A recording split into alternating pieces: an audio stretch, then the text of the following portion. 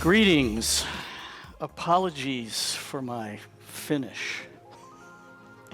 Fortunately, I have ChatGPT, so I've been following along pretty well. It's amazing technology. So if you have trouble with any of the slides, take a photo, load it into ChatGPT, and it will translate it into Finnish for you. I'm happy to be back in Helsinki. This is my second time. My first visit was quite a few years ago. I was speaking at a Eurobest conference in December. So I would get up in the morning, go to the conference, it was dark outside. I'd finish the conference, walk out, and it was still dark outside. So I'm excited because I actually get to see Helsinki in the daylight on this trip. So, we just heard about the power of emotion in the customer experience. And I dare say, looking at some of those figures, if I were to compare those with customer experiences in the US, we would find some similarities there. There are a lot of things that are rather universal in our emotions and in our shopping behavior. So I'm going to take some of this marketing theory and just reframe it for you in an audio lens today. First, let me just tell you a little bit about myself for context. My official title is Sonic Strategy Director. I work at Studio Resonate, which is an in-house audio-first creative agency that works with all of the clients that buy advertising media on SiriusXM, Pandora Digital Radio, our podcast network, and the advertising inventory for SoundCloud in the US. So people hear my title, Sonic Strategy Director, and two things usually happen. The first thing is they say, Steve, that's a very cool title. I say, yes, it is. But then they ask, what does a sonic strategist do? And the easiest way I've come up with describing my job is to say I'm actually in the business of taking sound science, blending that with sound art to help clients make sound decisions, literally and figuratively. So in my day-to-day work, usually I'm doing one of three things. I'm helping brands think about how they're translating their brand perception into sonic identities, or how they're using sound in their marketing and advertising across traditional channels. The other thing that I do is work on these things that we call sonic experiences. And this is where I move away from the typical advertising platform and where I really get to have fun. Doing crazy things like playing hip-hop music to cheese for 6 months while it ages to see if I can change its molecular structure. We actually found that we could do that. It's all about the vibrations. As the cheese is aging, there's microorganisms that are growing in the cheese that give the cheese its flavor and its aroma and texture. And so the vibration of the music constantly interrupts the development of the microorganisms, and it changes everything about the cheese. So Kellogg's used our sonically aged cheese to make a limited edition box of Aged by Audio Cheez-It, which became a very amazing campaign for the brand. So I get to do fun things like that. And then the last area that I concentrate on are things that I call sonic interventions. And these are solutions, if you will, sound solutions to issues and problems in the world today. So a lot of my work and research here has been on the idea of sonic diversity. Very often when we talk about diversity, we focus on what we see, but we can hear diversity too in a number of different ways. So how do we think about diversity sonically? Also look at health and wellness and how we can apply sound there. Some of my recent research, we're looking at neurodiversity and the impact of sound on the neurodiverse community and what we can do particularly in work environments as an intervention there. So I bring this background of academia to a practical application in our world. So I kind of call myself a pracademic, if you will. So let's dive in to giving you some fundamentals for sonic strategy. And to start, I want you to remember something about sonic strategy. It doesn't start with your ears. It actually starts with what's between them. So we're going to focus on giving you some things between your ears to help you use your ears in a different way with advertising and marketing. So the 4 fundamentals that I'm going to breeze through with you today are going deeper, going longer, going wider, and going further. I call these the go-to fundamentals of sonic strategy. So first, going deeper. This is all about the science of how we're wired for sound. You know, sound is a powerful sense that affects our physiology. It affects our heart rate. There are neurotransmitters and hormones and chemicals that happen when we hear sound. We hear something that we like, that we enjoy, particularly music, and there's a drip of dopamine, which is a really addictive chemical in our brain. And that's one of the reasons why we like to listen to particular pieces of music over and over and over again. If we're listening to music and we're in a group and we're kind of moving in time to the music, maybe we're singing along, perhaps we're dancing. We call that entrainment. And what happens when we're entraining with music is that there's oxytocin, which is a hormone, we call it the cuddle hormone, because it makes us feel warm and trusting, which is why I think maybe the problems in the world could be solved if we just throw a few more dance parties. So all of these chemicals are happening in our brains, and that stimulates our emotions. And you just heard the power of emotion in affecting consumer choices and behavior. And we soundtrack our lives. You know, we've got those songs that, the first time we fell in love, or maybe that first kiss, or maybe it's a song for a breakup, or something else that reminds us. And we use music and sound as a emotional connection. And those emotions tied with those moments in time produce memories. And more than that, sound can also change our perception. In the first monologue, there was mention of the fat duck and sounds of the sea. I've done a lot of work with Charles Spence, who's the head of the cross-modal research lab at Oxford, in playing with the way that we can change your perception of how something tastes by what we put in your ears and not just what we put in your mouth. There are interesting ways that sound gets into our brain before our other senses. It's actually the first sense to arrive and perhaps the last sense to leave with the memory elements. And so our perception of reality around us can change by what we hear. And that also maybe changes the meaning of things. We found that even with a television commercial, simply by changing the music underneath, we can change where you look on the screen, how long you look there, and the way you interpret the story that you're seeing. So sound is very powerful in shaping our perception, in shaping that meaning, and then obviously you put all of that together and it can change our behavior. One of my favorite behavioral experiments was done where they set up a store. They had German wines and they had French wines. People, as they came into the store, would do their shopping. They'd select wines, and a researcher would stop them on the way out and ask them some questions. Why did you pick that particular wine? A lot of the consumers said, well, I like the name or the label. Very few of them, when asked, realized that there was any music playing in the background. In fact, you may eventually not even be that aware of the music that's going on right now, even as I'm speaking. But on the days that French music was playing, 77% of the wines sold were French.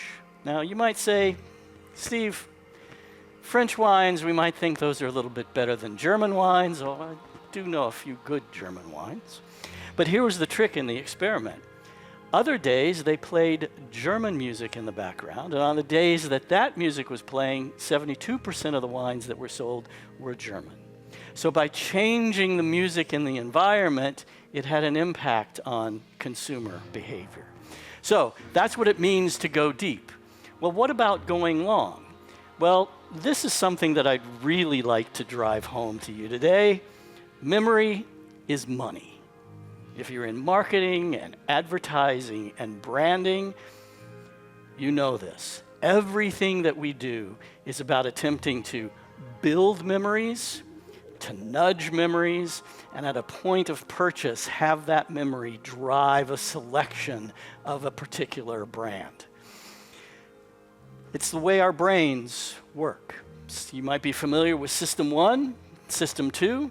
System 1 is that part of our brain where things kind of get in on more of an unconscious level, and this is where we connect emotionally. It's about broad reach in our advertising. It's about emotional storytelling and connecting. It's about building those memory structures, that mental availability of the brand. But our brains also function with System 2, and here it might be a little bit more rational, tied a little bit more to information about a product, maybe tied to kind of targeting particular consumers, and certainly pushing the physical availability of the product. And we need to do both in marketing, System 1 and System 2. But System 1 is where the power is. Les Binet and Peter Field did a study where they looked at two kinds of marketing. One was sales activation. We sometimes call that performance marketing, short term. The other was long-term brand building, where we build these associations and these memories.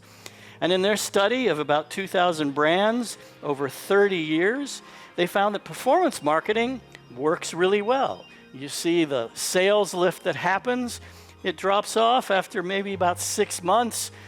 Another performance ad, you get these spikes along the way. But when they looked at brand building, they found that yes, in the beginning, maybe you didn't see the sales lift, but over time, you get this compounding of memory to the point that Peter and Les discovered that brands that spent roughly 60% of their advertising time building the brand long-term generated twice the revenue of brands that only focused on short-term marketing. You probably recognize this as the funnel. Maybe you don't realize it, but the funnel is 102 years old now. The interesting thing is that in 102 years, we haven't modified this funnel to really kind of match more of what we know from neuromarketing. So I'm going to do that for you. On the top of the funnel, what we're really doing is we're priming, we're building memory structures. In the middle part of that funnel, we're nudging these associations that we've built, doing our best to always bring the brand top of mind, because that's pushing this consideration. Because by the time we get to the lower part of the funnel, 90% of our customers have already made up their minds. You're really not converting anyone at that point if you haven't converted them earlier in the funnel. Now you're just making sure that they can connect with the product when they're ready to buy. And so what are we doing? We're encoding memory and we're decoding memory. And sound is a powerful way to do that. Do you recognize that sound? How about this one? Yes, or this one? T-Mobile? Or maybe this one? Apple sound. So just in a few seconds, with a few notes or a particular sound, we bring these brands top of mind. And to show you how powerful that sound is, Ipsos did a study, again, 2,000 brands, television commercials. They cataloged the distinctive assets that brands used, assets to bring a brand top of mind. And what did they find? Well, not surprisingly, over 90% of the the assets that were used were a visual logo, colors, slogans, fonts, creative visual styles.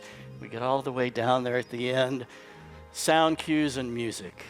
Not very many brands using those.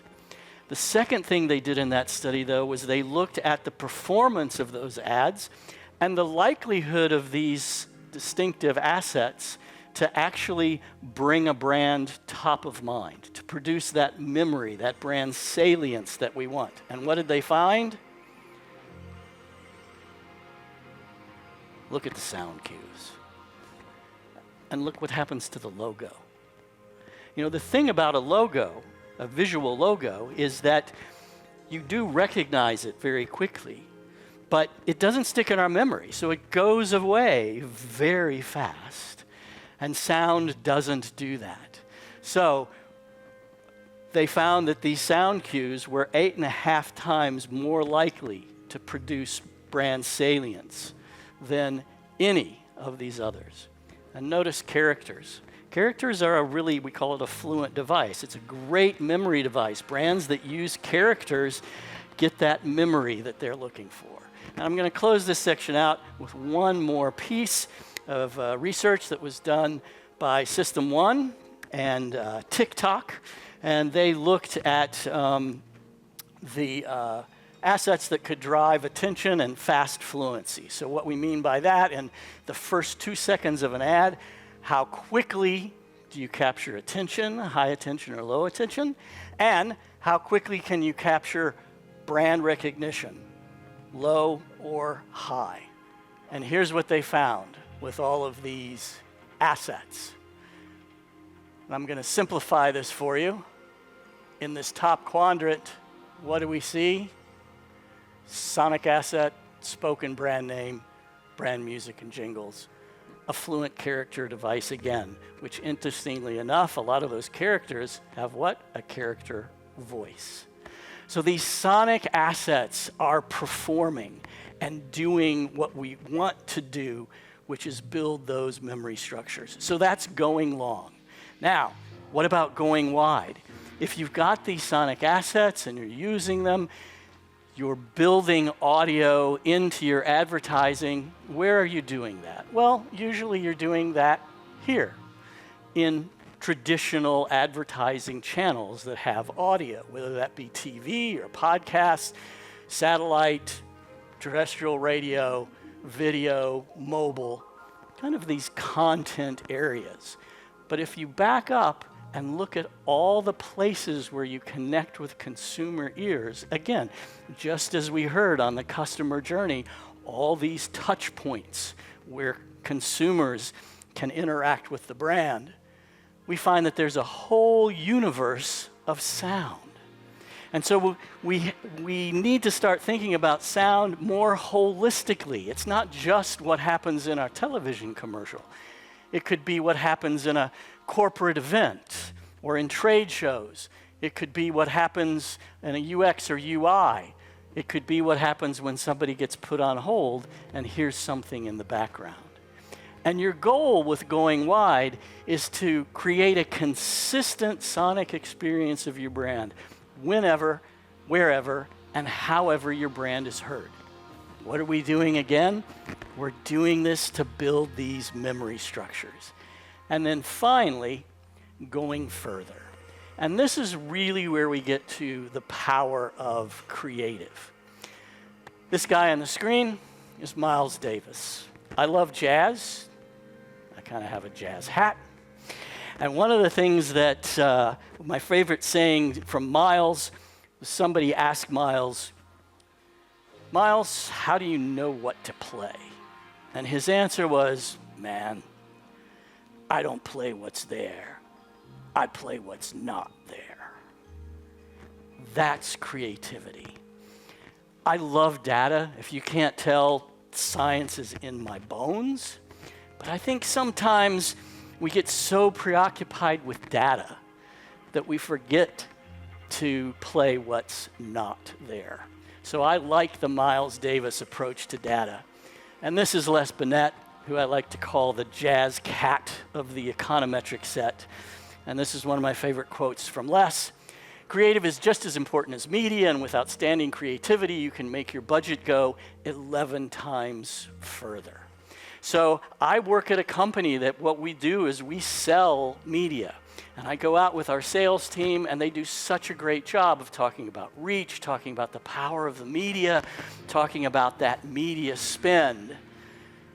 But then the reality is, if you're not creative with what you put in those channels, you're not getting a return on that investment. This was an interesting study that was just done recently. The question was asked to marketers and media agencies, what did they think was a potential driver of sales? And we're going to look at two things in particular: creative as a sales driver or targeting as a sales driver. So the responses that came back, the perception: creative, 21% sales driver. Targeting, 23%. Targeting seems to be really valued. We like to be able to target our customers, particularly on digital channels. But now let's look at the reality. Targeting as a sales driver, 11% of the overall sales. What about creativity? Almost 50%. So you can focus on targeting, but if you don't have the right creative in your channel, then you're wasting money.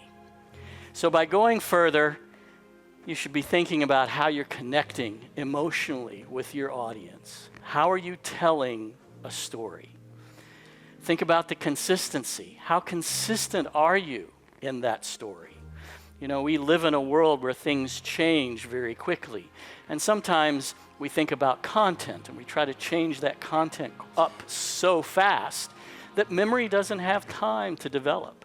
So find consistent ways across all of these channels and be congruent. Choose sound that fits with your brand and its other senses, the way it looks, the way it feels, perhaps the way it smells, or even the way that it tastes. Make your sound align with all those sensory elements. And then think about the context. Is it audio on the radio? Is it audio in the home? Is it audio in the car? Is it audio on a television set? Is it audio in the retail environment? Is it audio on an app? And how do we get the consistency in those contexts, but take advantage of those contexts too? And then we need to calibrate. I love testing, and one of the great things about audio is you can test it very quickly and relatively inexpensively. So even before you go to market, you can test that creative to make sure that it's working. And then finally, we need to think about cultural contexts, the audience that we're speaking to, and making sure that as we target broadly, we channel those differences that really do need to be spoken to in market. So that's the things that I want you to think about in terms of going deeper, going longer, going wider, and going further. So before I close out, I want to ask you this question. What was the most interesting part of the presentation? And you can say my hat if you think that was interesting. But I am truly curious to see what sticks and what resonates with an audience, because everybody's experience is a little different. So maybe it's something new you hadn't heard, or something that you'd heard before that we reframed a different way. Again, when we talk about sonic strategy, when we talk about advertising with sound, it's not about our ears, it's about what's between them. Thank you for allowing me to take your time today, and I'm going to be around hopefully to chat to you later. Thanks to all of you outside of this room that are listening. We appreciate you, and I look forward to meeting you later. Oh, where did I? Haha, memory is money. That's a good one. Thank you again. I appreciate that very much.